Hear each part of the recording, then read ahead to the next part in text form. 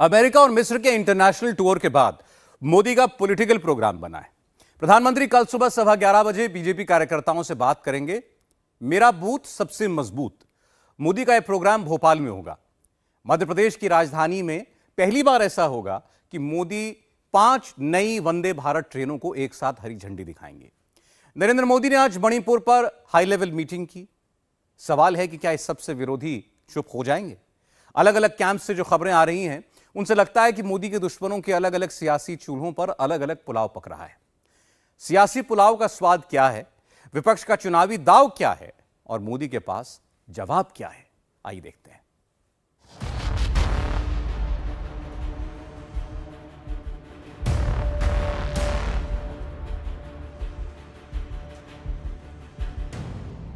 मोदी को हटाने के लिए लोग कैसी कैसी बद्दुआएं दे रहे हैं।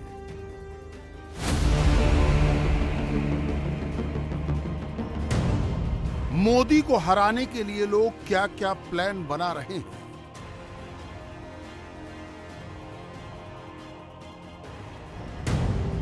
मोदी को गद्दी से उतारने के लिए लोग कैसी कैसी थियरीज दे रहे हैं।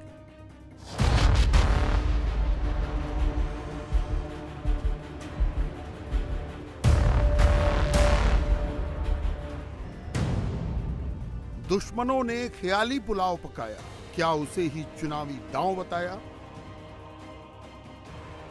पिछले 9 साल में यह बार बार साबित हुआ कि मोदी को किसी एक चुनावी दांव से नहीं हराया जा सकता। फिर भी ख्याली पुलाव पकाने पर कोई रोक तो होती नहीं, इसलिए दुश्मनों के कैंप में ख्याली पुलाव पकते रहते हैं। रूस में प्राइवेट आर्मी वैगनर ग्रुप ने बगावत की। मॉस्को में खून खराबे का खतरा पैदा हो गया। सर्वशक्तिमान पुतिन को अपना फैसला बदलना पड़ा। रूसी राष्ट्रपति अपने रक्षा मंत्री को हटाने के लिए भी राजी हो गए। वैगनर ग्रुप की 12 घंटे वाली बगावत में मोदी विरोधियों को ख्याली पुलाव का नया मसाला दे दिया। ऐसा ही एक ख्याली पुलाव शिवसेना का मुखपत्र सामना छाप रहा है। रूस में वैगनर ग्रुप की बगावत का जिक्र करते हुए सामना ने जो लिखा, उसकी कुछ पंक्तियां पढ़ने से ही ठाकरे की पार्टी के इरादे साफ हो जाते हैं। सामना ने लिखा, तानाशाह अपनी सुविधा के मुताबिक देशद्रोह की व्याख्या बदलता रहता है। हिंदुस्तान में भी यही चल रहा है और लोगों के मन में क्रांति की भावना तैयार हो रही है। बीजेपी ने सत्ता बरकरार रखने के लिए कई बिकाऊ लोगों को, अर्थात घाती लोगों को अपने इर्द गिर्द रक्षक बनाकर खड़ा किया है। कल यही लोग सबसे पहले मोदी शाह की पीठ पर वार करेंगे और सड़क पर उतरेंगे। किसी भी तानाशाह के मन में ऐसी दहशत कभी न कभी छा जाती है। पुतिन हो या मोदी, उन्हें बगावत का सामना करना ही पड़ता है। हिंदुस्तान की सत्ता अहिंसक वैगनर मार्ग से ही उल्टी जाएगी और वो मार्ग मतपेटी है। पटना में मोदी की सत्ता को चुनौती देने वाला लोकतंत्र रक्षक वैगनर ग्रुप एक साथ आया। पटना में अपोजिशन पार्टियों की मीटिंग हुई। अगले दिन रूस में वैगनर ग्रुप की बगावत हुई। मोदी से डरने वाले सियासी मन ने दोनों को कंबाइन कर दिया। सोचिए, ठाकरे ने अपोजिशन पार्टियों के ग्रुप को वैगनर जैसा हिंसक ग्रुप बताने से पहले 1 सेकंड के लिए भी नहीं सोचा। पटना की मीटिंग में खुद ठाकरे भी मौजूद थे, फिर भी विपक्षी दलों को वैगनर बताते हुए उनकी कलम नहीं कांपी। इसके पीछे की सोच क्या है? सोच ये है कि चलो एक वैगनर ग्रुप यहीं तैयार कर लो, चुनाव नहीं हुआ तब भी मोदी को हटा दो। जैसे रूस में वैगनर आया और राजधानी मॉस्को की ओर बढ़ा, वैसे ही कोई आ जाए जो दिल्ली की ओर बढ़ जाए। ठाकरे के मुखपत्र सामना को संजय राउत चलाते हैं। राउत वैगनर वैगनर कर रहे हैं। विपक्षी पार्टियों की तुलना खून बहाने वाली बदनाम प्राइवेट आर्मी से कर रहे हैं। यही बात अगर बीजेपी का कोई नेता कह देता तो विरोधियों का खून खौलने लगता। हे पहा, पुतिन हा हुकुमशाह आहे, पण काल पुतिनने जे भाडोत्री लोक नेमले होते सैन्य, त्या पुतिनच्या भाडोत्री सैन्य वॅगनर ग्रुप म्हणून जे सैन्य भाडोत्री जेव्हा जेव्हा भाडोत्री सैन्यावर तुम्हाला राज्य करण्याचं वेळ येते ते भाडोत्री सैन्य तुमच्यावर उलटलं जातं. आज सुद्धा या महाराष्ट्रामध्ये भाडोत्री सैन्यच राज्य करतं. हे भाडोत्री सैन्यच तुम्हाला खतम केल्याशिवाय राहणार. शिंद्यांचं सैन्य भाडोत्री सैन्य. भारतीय जनता पक्षाने भाडोत्री सैन्य वॅगनर ग्रुपप्रमाणे पुतीनच्या राज्यात ते राज्य चालवत आहेत, पण हे सैन्य तुमच्यात उलटणार. मैं ऐसा मानता हूं कि उनके यहाँ बोलने वाले लोग बहुत ज़्यादा हैं, जिनको न कुछ समझता है न कोई जानकारी है. ऐसे बेसिर पैर बोलने वालों के ऊपर मैं अपनी रिएक्शन दूँ, इतना छोटा आदमी थोड़ी हूँ मैं.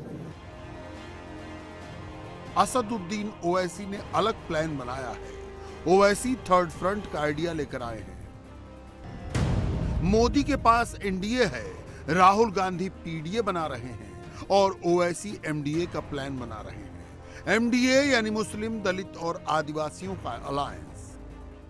हम डिप्टी चीफ मिनिस्टर साहब से पूछना चाह रहे हैं कि भारत के बहुत बड़े फ्रीडम फाइटर थे तिलक साहब. क्या तिलक साहब ने नहीं कहा कि जो ब्राह्मण लोग हैं वो आर्टिक से आए थे,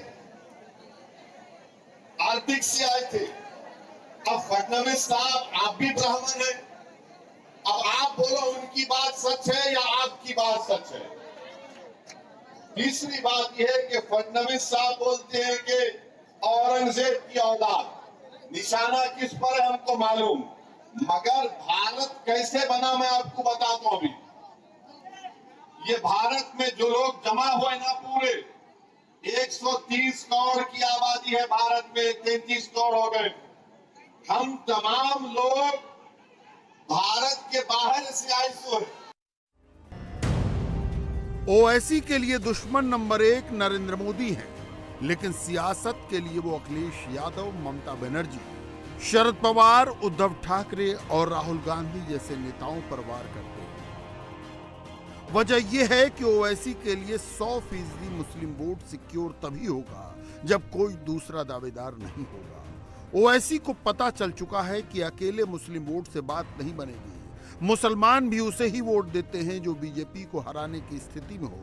अकेले मुस्लिम वोट से बीजेपी हार नहीं सकती, इसलिए ओवैसी उसमें जातियां जोड़ रहे हैं. पिछले 2 दिनों से इस तस्वीर की बहुत चर्चा है. राहुल गांधी के कंधे पर ममता बनर्जी का हाथ. यह तस्वीर मामूली नहीं है, इसमें 24 के सियासी राज छिपे हुए हैं. ममता 12 साल बाद पंचायत चुनावों में प्रचार कर रही हैं. कांग्रेस नेता अधीर रंजन कहते हैं कि टीएमसी कमजोर हो गई है, इसलिए दीदी चुनाव प्रचार करने उतरी है. ममता की पार्टी कहती है कि वो कमिटेड हैं, इसलिए प्रचार कर रही है. मजबूरी है, क्योंकि ये ममता बनर्जी की बखूबी ये मालूम हो चुके हैं कि इस बार पंचायत चुनाव में, अगर पंचायत चुनाव में आम लोगों की शिरकत करने का कोई मौका मिलेगा तो ये सारे उनकी मतदान सत्तारूढ़ पार्टी के खिलाफ जाएंगे. 12 साल बाद आज प्रचार में ममता बनर्जी को शामिल हो रही है. इसका मतलब ये है कि तृणमूल पार्टी की ये कमजोरियां दर्शाते हैं. Mamata Banerjee is a committed party person. The party felt that Mamata Banerjee should address some meetings during Panchayat election, which is why she has started the campaign, starting with Kuch Bihar. Adhir Chaudhary hardly matters in Bengal. In last assembly election, Adhir Chaudhary's party did not get a single seat in the assembly. Bengal के पंचायत चुनाव में तृणमूल और कांग्रेस आमने सामने है, लेकिन ममता जब राहुल से मिलती हैं तो इस तरह उनके कंधे पर हाथ रखकर बात करती हैं. 23 जून की पटना मीटिंग कांग्रेस के मन मुताबिक चली. अब 12 जुलाई वाली मीटिंग में राहुल को सबका कमिटमेंट लेना है. कांग्रेस के निशाने पर केवल एक नाम है, नरेंद्र मोदी. मोदी सरकार भी मूड में आ गई है. दोनों तरफ से फुल हमले और बदले का माहौल बन रहा है. मोदी अमेरिका और मिस्र के दौरे से लौटे और सीधे मीटिंग रूम में पहुंचे. कैबिनेट के सीनियर सहयोगियों के साथ मोदी ने मणिपुर डिस्कस किया. मोदी अमेरिका गए तो दुश्मनों ने मणिपुर को इग्नोर करने का सवाल उठा दिया। अब मोदी फ्रंट पर हैं। अब तक मणिपुर के मसले को home minister Amit Shah deal कर रहे थे, अब यहां से मणिपुर को मोदी संभालेंगे। जहां दुनिया का सबसे महत्वपूर्ण और दुनिया में जिसकी ख्याति है, ऐसा नेता अगर प्रधानमंत्री है तो वो भारतीय जनता पार्टी का नेता है। आज दुनिया जिस देश के नेतृत्व को मानने के लिए आगे आ रही है और उनको सुनती है, वो भारत के प्रधानमंत्री और वो भारत की आवाज है जिसको सुनने के लिए करता है। ये कांग्रेस पार्टी के लोग जो पढ़े लिखे कम है, पढ़ते लिखते भी कम है, इनको पढ़ाई लिखाई से लेना देना नहीं। मैं अनपढ़ कहूं तो अच्छा नहीं है। ये हर जगह महंगाई महंगाई महंगाई महंगाई की बात करते हैं। इनको मालूम नहीं है कि मॉर्गन स्टैनली की रिपोर्ट ये बताती है कि सबसे मजबूत अर्थव्यवस्था भारत की रह गई है। इस बात को भी हमें ध्यान रखना है। अमेरिका का विकास दर 5.9 पर खड़ा है, भारत 8.10% के माध्यम से आगे बढ़ रहा है। अमेरिका का इन्फ्लेशन खाद्य सामग्री का 4.4 पर खड़ा है और भारत 2.75 पर खड़ा है। ये हमारी स्थिति है। पाकिस्तान की महंगाई दर 48.67 हो गई है, 48 गुना। आज भारत कहां खड़ा है? और दुनिया कह रही है कि आर्थिक जगत से India is the bright spot. अगर कोई उम्मीद है तो वो भारत से उम्मीद है। यह भारत की तस्वीर है।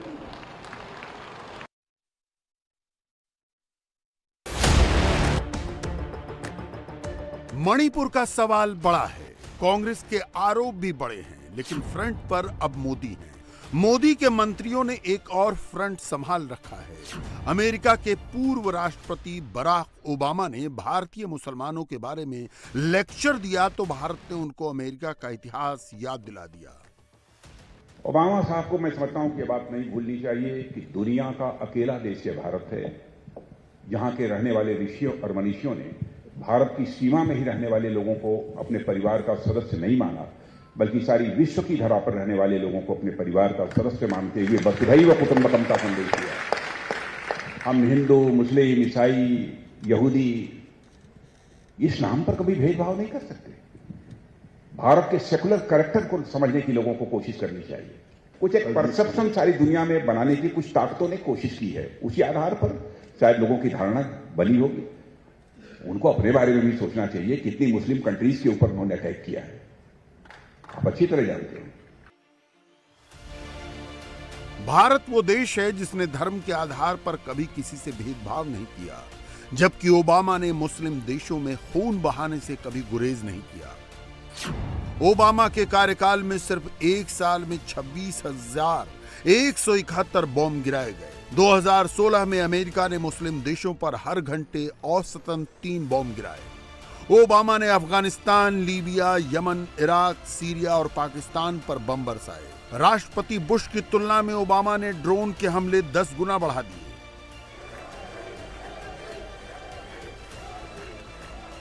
मोदी के अमेरिका दौरे के दौरान ओबामा के बयान से मोदी के दुश्मनों की बाँछें खिली हुई थीं। पलटवार की शुरुआत वित्त मंत्री निर्मला सीतारमण ने की।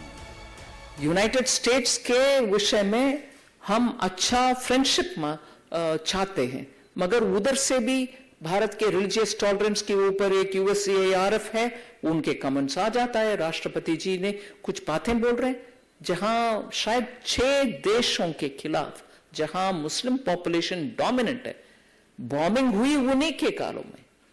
सीरिया से लेकर के, यमन के लेकर के, सऊदी के लेकर के, इराक के लेकर के बॉम्बिंग नहीं हुआ।